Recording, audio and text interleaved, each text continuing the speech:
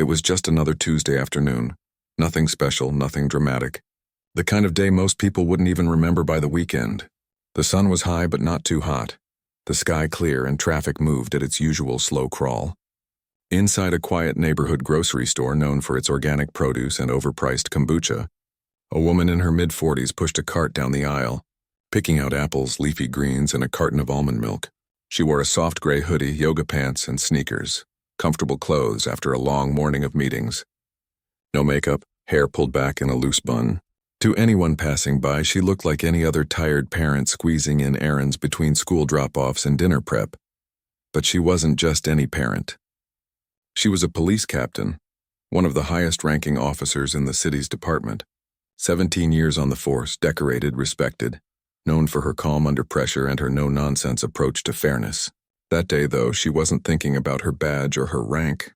She was just thinking about getting home before her kid finished soccer practice, making a quick stir-fry, and maybe catching 10 minutes of quiet before the evening chaos began again. She didn't notice the two young officers at first. They just pulled into the parking lot after a radio call about suspicious activity inside the store. A vague tip from a nervous store clerk who'd seen someone lingering too long near the avocados. The officers, both in their early 20s and barely a year out of the academy, weren't looking for a captain. They were looking for trouble. And in their minds, trouble often wore a certain look. Someone who didn't belong in that kind of store. Someone who moved too slowly or looked around too much. When they spotted her, black, alone, dressed casually, they zeroed in. One whispered something to the other, and they started following her from a distance, hands resting near their belts. She felt it before she saw them, the shift in the air, the weight of being watched. Still, she kept shopping. She picked up a bunch of kale, checked the expiration date on a tub of hummus, added a loaf of sourdough to her cart. Normal things, human things. Then they approached. "Ma'am," one said, voice tight. "Can we talk to you for a minute?" She turned, surprised but not alarmed. "Sure," she said, keeping her voice even. "What's up?" "We got a report," the other officer said, stepping closer. "Said you might have been taking stuff without paying." She blinked.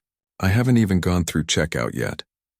"We need you to come outside with us," the first officer said, already moving to block the aisle behind her. Her stomach dropped, but she didn't flinch. She'd been trained for this. Not as a suspect, but as an officer who knew how fast things could go wrong if you raised your voice or made sudden moves. She nodded slowly. "Okay, but I haven't done anything wrong." "That's what they all say," the second officer muttered under his breath, just loud enough for her to hear. She didn't respond. Instead, she quietly tapped the side of her smartwatch, activating the voice recorder, a habit she'd developed over the years, just in case. Then she pushed her cart aside and walked calmly toward the exit, both officers flanking her like she was already in cuffs. Outside, the late afternoon sun hit her face. A few shoppers paused near their cars, sensing something off. One woman pulled out her phone. The officers didn't seem to notice, or maybe they didn't care. They asked for ID. She handed over her driver's license without hesitation. When they saw her name and address, one of them frowned. "You live in the Oak Ridge area?" "That's nice." She didn't answer. She knew what he was implying, that someone who looked like her shouldn't live in that neighborhood. She'd heard it before in different forms her whole life. Then came the question, "Are you a cop or something?" She hesitated. Not because she was lying, but because she'd learned the hard way that flashing a badge while being detained could be seen as threatening, especially if you're a black woman. Too many stories. Too many headlines. So she chose her words carefully. "I work in law enforcement," she said simply. The officers exchanged a look. Then one laughed, short and dismissive. "Right, and I'm the mayor." She didn't argue. She just stood there, hands at her sides, watching as they called it into dispatch, describing her as a possible shoplifter. Uncooperative. She wasn't uncooperative. She hadn't raised her voice. She hadn't refused to move. But facts didn't always matter in moments like this. A bystander's video started rolling. From the sidewalk, someone captured it all. The woman standing straight-backed and silent. The officers looming close. The way one of them reached out and grabbed her arm without warning to secure her while they waited for backup. She didn't pull away. Didn't shout. Just said firmly, "Don't touch me unless you're placing me under arrest." That line, calm, clear, and completely within her rights, would later echo across social media. But in that moment, it barely registered with the officers. They were locked into a script they'd been taught, or maybe one they'd absorbed from years of assumptions. That suspicion equals guilt. That compliance from certain people is optional. That authority only looks one way. She thought about her daughter, about how she'd promised to be at the soccer field by 5:15, about how her kid would be scanning the sidelines, looking for her face. She thought about the dozens of civilians, mostly people of color, who'd been through this exact scene without a badge in their glove box, without a department behind them, without a voice loud enough to be heard, and still she stayed calm. Because losing her temper wouldn't prove she was right. It would just prove their point. The backup unit arrived within minutes. More officers. More questions. More eyes watching her like she was a problem to be contained. Only when she finally said, "My badge is in my car. Do you want to see it?" Did the tone shift. One of the sergeants on scene nodded slowly. "Yeah, let's see it." She walked to her car, 2 officers trailing behind like she might bolt. She opened the glove compartment, pulled out her leather badge holder and flipped it open. Silence. The sergeant's face changed instantly. The rookies froze. Someone muttered, "Oh man," but the damage was already done. The video was already spreading. The humiliation had already happened, in broad daylight in front of strangers, in a place where she'd only wanted to buy groceries like anyone else. And as she stood there, badge in hand, she realized something. This wasn't just about her. It was about every person who'd ever been judged by how they looked instead of who they were. And if someone with her rank and experience could be treated this way, what hope did anyone else have? She took a deep breath, closed the badge holder, and prepared herself not for a fight but for what came next. Because she knew deep down that this moment wouldn't end when the officers apologized, or when the store manager offered a free bag of groceries. It would end only when things like this stopped happening altogether, and maybe, just maybe, her story could help make that happen. The air outside the store felt heavier than it should have. Not because of the weather, it was still that same mild autumn afternoon, but because of the eyes. Dozens of them, some curious, some angry, some filming with their phones held high like they were capturing history. She stood there, arms slightly raised, not in surrender but in caution. She knew better than to put her hands in her pockets or reach for anything. Even pulling out her keys could be twisted into something threatening. One of the officers stepped closer, his voice low but sharp. "Turn around. Keep your hands where I can see them." She didn't argue. She just turned slowly, heart pounding but face calm. She'd trained others to do exactly this. Stay still, speak clearly, don't give anyone a reason to escalate. But now she was the one being treated like a suspect in a crime she hadn't even thought about committing. A woman near the parking lot shouted, "She's just shopping. I saw her the whole time." But the officers ignored her. Protocol, they'd later say. Procedure.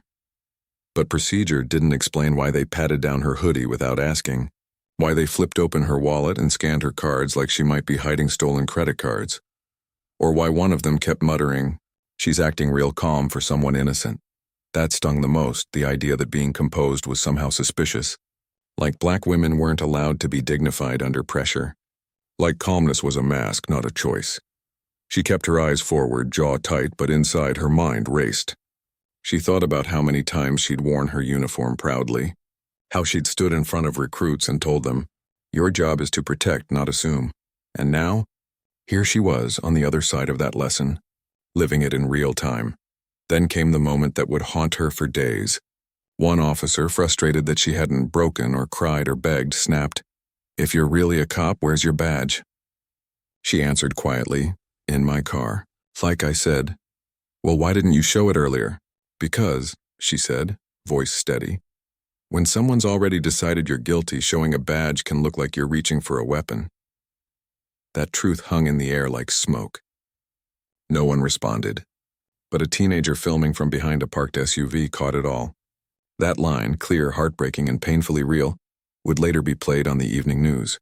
A store manager finally came out, wringing his hands, clearly panicked. "Is there a problem? Can I help?" The officers waved him off. "We've got it handled." But the damage was spreading faster than they realized. By now, the video had been shared hundreds of times. Comments poured in. "This happens every day." She looks like my mom. If this is how they treat a captain, what do they do to regular folks? Back at the scene, she asked again, "Am I under arrest?" "No," one officer finally admitted. "But we need to verify your story." "My story?" She repeated, not with anger but with quiet disbelief. "I'm standing here with a half-full grocery cart and a driver's license that matches my face. What part needs verifying?" No answer. Then a small miracle.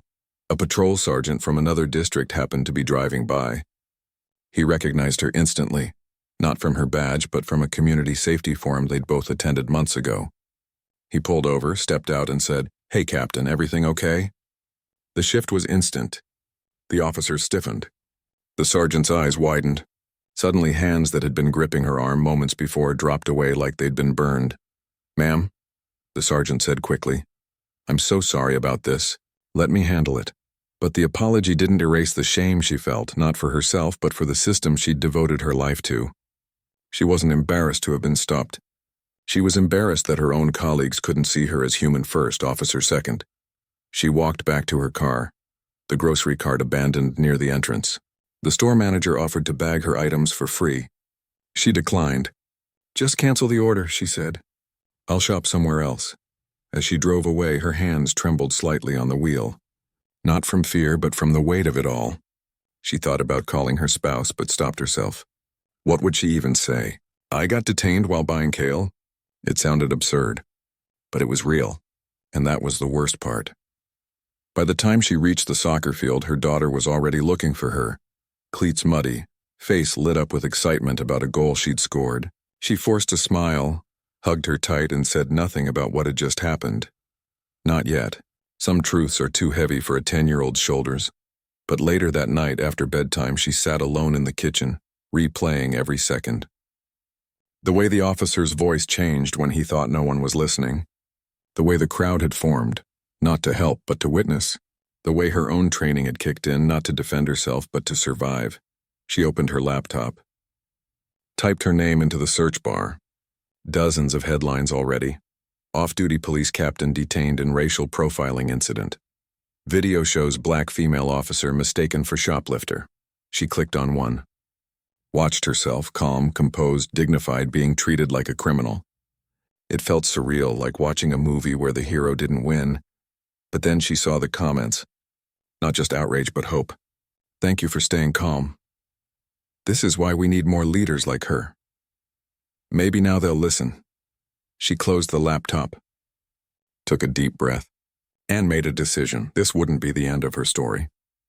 It would be the beginning of something bigger. Because if she stayed silent, nothing would change. But if she spoke up, not as a victim but as someone who still believed in justice, even when it failed her, maybe, just maybe, the next person wouldn't have to go through this alone, and that thought, more than anything, gave her peace. Not because the pain was gone, but because she knew what to do with it. Back at the precinct, the air felt different, thicker, quieter, like everyone was holding their breath. She walked in not in uniform, still in the same hoodie and sneakers from earlier, but now with a quiet fire in her step. The front desk officer, a veteran who'd worked alongside her for over a decade, looked up and froze. His eyes said everything. "I saw the video. I can't believe this happened to you." She didn't say much, just nodded and headed straight to the evidence locker area, where she kept a spare duty bag in her assigned locker. She changed quickly into slacks, a crisp white blouse, and clipped her badge to her belt. Not for show, but because now she wasn't just a woman who'd been wronged. She was an officer with authority, and she intended to use it. Within minutes, word spread through the building. The 2 young officers who'd detained her were called in from patrol. They arrived pale-faced, avoiding eye contact, standing stiffly near the briefing room door like kids waiting for the principal. They hadn't expected this, not really. Maybe they thought it would blow over, or that she'd be too embarrassed to make a fuss. They didn't understand this wasn't about pride. It was about principle. The department's internal affairs unit launched a formal review right away. Not because she demanded it, though she did, but because the video had already gone viral. News vans circled the station. Reporters shouted questions through the gates. The chief knew silence would look like cover-up, so he acted fast. She sat in a small interview room, calm but firm, as investigators played back the body cam footage. There she was, asking politely, standing still, offering her ID. And there were the officers, tense, suspicious, making assumptions out loud. One even said, "She doesn't look like she shops here," as if grocery stores had dress codes based on race or income. She didn't flinch watching it. But inside it hurt. Not because it was shocking, she'd seen this pattern before, but because it came from people wearing the same badge she did. People she'd once mentored during ride-alongs whose training manuals she'd helped revise. When asked how she wanted to proceed, she didn't ask for the officers to be fired. She didn't call for public shaming. Instead, she said something that surprised even the investigators. "I want them to understand why this was wrong. Not just that it was wrong." She knew punishment alone wouldn't fix the problem. What was needed was awareness. Real, deep, uncomfortable awareness. Later that evening, the chief himself came to her office. He looked tired, older than his years. "I'm so sorry," he said, voice low. "This shouldn't have happened. Not to anyone, but especially not to you." She looked him in the eye. "It's not about me, sir. It's about the woman who doesn't have a badge in her glove box, the teenager who gets followed in stores, the grandmother who's asked for receipts like she's a thief. If they treated me like this, after 17 years, after all the overtime, after every life I've tried to protect, what chance does anyone else have?" The chief didn't argue. He just nodded slowly. "What do you need?" "Transparency," she said. "Let the investigation be public. Let the training change. And let those officers sit down with community members, not as cops, but as listeners."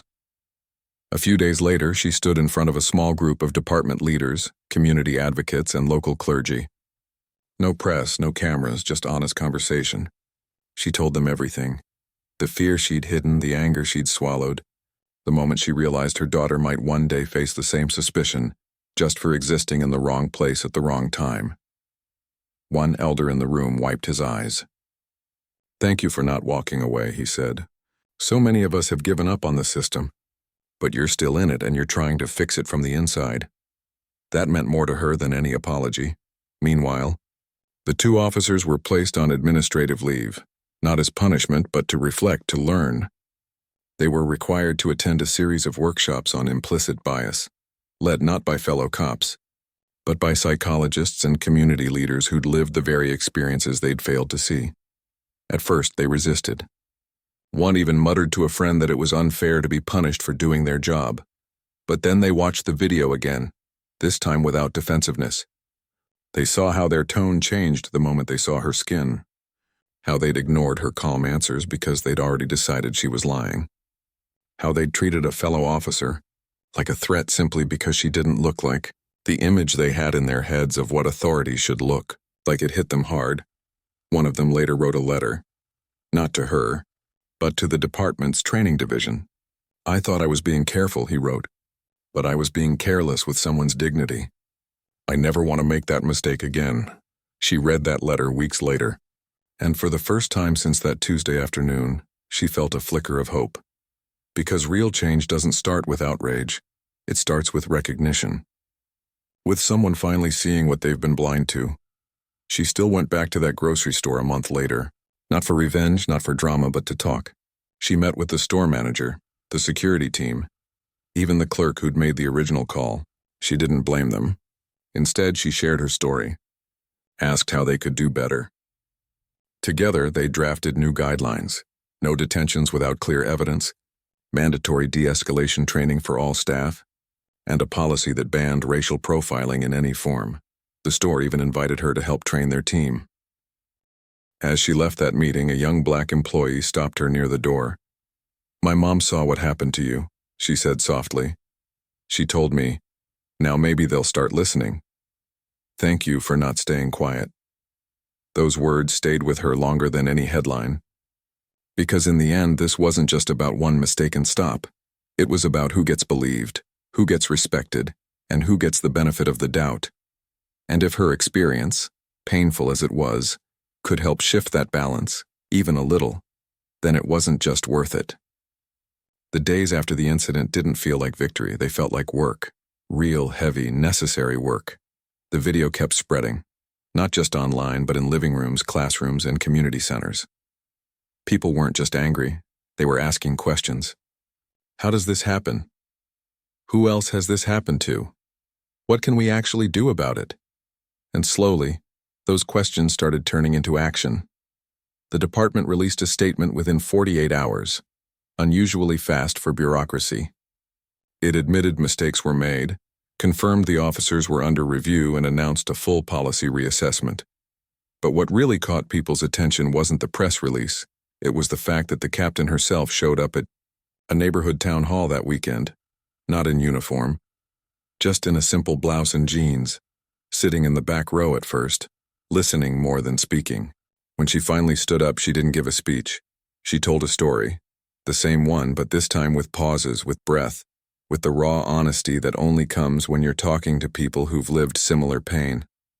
She described how her hands didn't shake during the stop, but how they trembled later, alone in her car, how she'd rehearsed what to say to her child, not because she was ashamed, but because she wanted to protect her from the weight of the world for just a little longer. An older woman in the front row wiped her eyes and said, "I've been followed in stores since I was 16. Never once did anyone believe me when I said it wasn't about the price tag, it was about my skin." The room fell silent. That's when the captain knew. This wasn't just her moment. It belonged to all of them. Back at headquarters, things moved faster than anyone expected. The internal investigation wrapped up in 10 days, unheard of in most departments. The footage, the witness statements, even the smartwatch audio she'd recorded, all of it painted the same picture. No crime, no suspicion beyond appearance, no justification for the treatment she received. The two officers weren't charged with anything criminal. There wasn't enough for that. But they were required to undergo 40 hours of retraining, including sessions with community members who'd experienced profiling firsthand. They also had to write reflective essays, not for their file, but to read aloud in a closed session with fellow recruits. One of them later admitted it was the hardest thing he'd ever done, not because it was punishment, but because it forced him to see himself through someone else's eyes. The chief didn't stop there. He called an emergency meeting with every shift supervisor and announced new rules. No detentions based solely on suspicious behavior, without specific observable actions. No pat-downs without clear cause. And most importantly, every officer would now go through mandatory anti-bias training, co-designed with local civil rights groups. Not a one-time PowerPoint, but ongoing workshops with real conversations, real discomfort, and real accountability. Meanwhile, the grocery store chain issued its own apology. Not the kind that says we regret if anyone was offended, but a clear, direct statement. We failed a member of our community. We failed our own values. We are changing how we train our staff, and we will do better. They even hired an independent consultant to review all their security protocols and committed to publishing an annual report on customer interactions. But the real shift happened quietly, in small moments. A store clerk in another branch saw a young man browsing the electronics aisle and, instead of calling security, walked over and asked, "Need help finding anything?"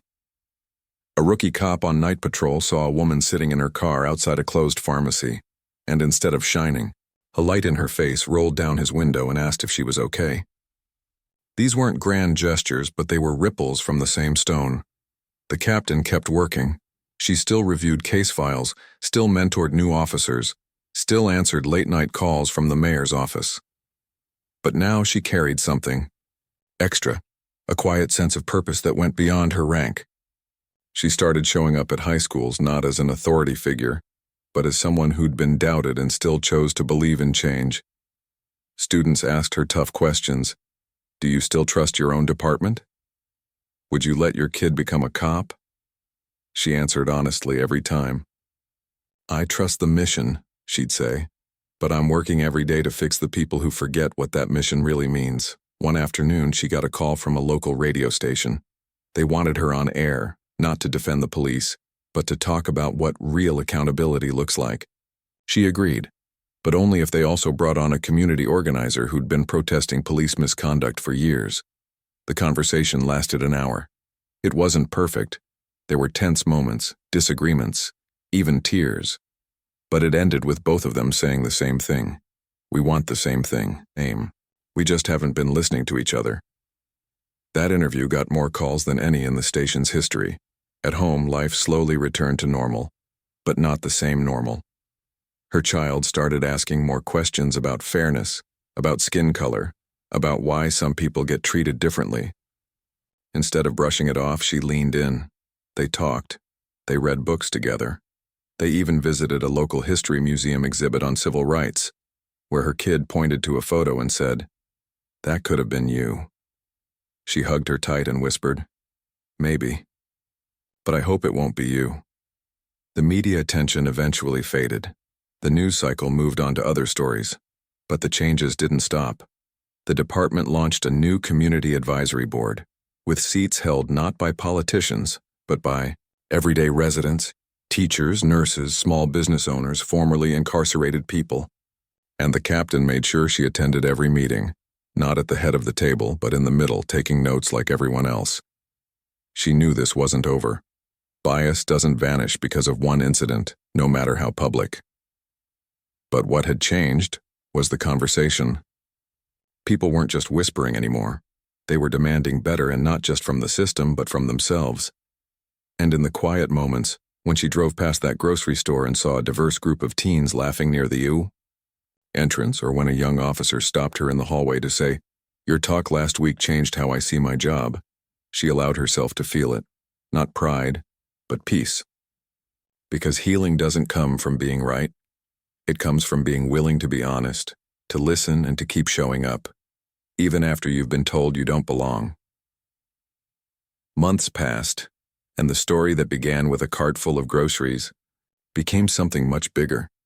Something that quietly reshaped how an entire city thought about fairness, trust, and who gets the benefit of the doubt. The captain didn't seek the spotlight, but she didn't hide from it either. She used it like a flashlight, shining it into corners people usually ignored. One of the first real changes came from the grocery chain. They didn't just issue an apology and move on. They worked with local leaders to create a new security policy that banned racial profiling outright. Store employees, cashiers, stockers, even managers, went through training led by community members, not corporate consultants. They learned how to spot real theft versus harmless behavior. More importantly, they learned how to treat every customer like a person, not a suspicion. Within 6 months, complaints about unfair treatment at that store dropped by over 70%. Other stores in the area took notice and started asking for the same program. At the police department, the ripple was even deeper. The captain teamed up with reform-minded officers and community advocates to redesign the department's entire approach to street encounters. Instead of stop and question, the new standard became see and serve. Officers were taught to introduce themselves, explain why they were approaching someone, and most importantly, ask if the person was comfortable talking. It sounds simple, but it changed everything. People started feeling seen, not targeted. The 2 officers involved in the original incident, they completed their retraining, yes, but they also volunteered to help teach the new bias awareness modules to new recruits. One of them later said, "I used to think being neutral was enough. Now I know. If you're not actively working against bias, you're part of the problem." That kind of shift didn't happen overnight, but it was real. The captain also pushed for something few departments had, a civilian oversight panel with real power. Not just to review complaints, but to recommend policy changes, sit in on training sessions, and even suggest who should or shouldn't be promoted. At first, some veteran officers grumbled.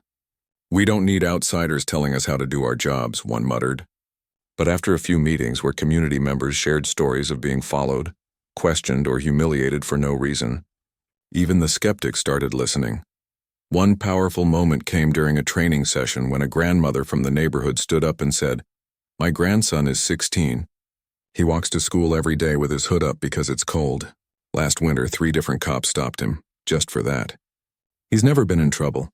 Not once." She looked around the room. "You wear badges to protect us, but sometimes your eyes tell us we're the threat." No one argued. No one looked away. That silence spoke louder than any lecture. The captain made sure those voices weren't just heard. They were built into the system. New recruits now spend their first week not in a classroom, but walking neighborhood blocks with residents, listening to their concerns over coffee or on park benches. It's called Community Immersion Week, and early feedback shows it's already changing how new officers see the people they're sworn to serve. Outside the department, her story kept inspiring others. A teacher in a nearby town used it as a lesson in her social studies class, not to bash police but to talk about courage, dignity, and speaking up when something's wrong. Students wrote letters to local leaders asking for similar training in their own school's security teams.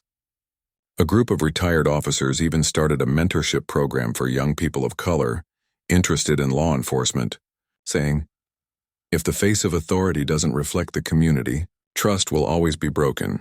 Back at home, life settled into a new rhythm. The captain still picked up her kid from soccer, still made dinner, still dealt with laundry and bedtime stories. But now her child sometimes said things like, "Mom, my friend got followed in the mall today. I told her to stay calm like you do." That hit hard, not because it was sad, but because it showed her daughter was learning to navigate a world that wasn't always fair, without losing her kindness. One evening, as they sat on the porch watching fireflies blink in the dusk, her child asked, "Do you think things will ever really change?" She thought for a long moment before answering. "Not all at once," she said. "But every time someone chooses to see a person instead of a stereotype, every time an officer listens instead of assumes, every time a store clerk says, 'Can I help you?' instead of calling security, that's change. It's slow, it's quiet, but it adds up.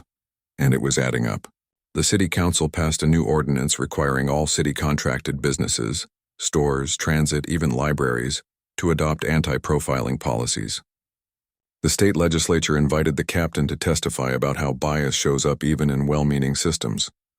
She didn't go to point fingers. She went to offer solutions, practical, tested, human-centered ideas that came from real pain and real reflection. Perhaps the most unexpected outcome. Other officers, especially women and officers of color, started speaking up more. Not with anger, but with honesty.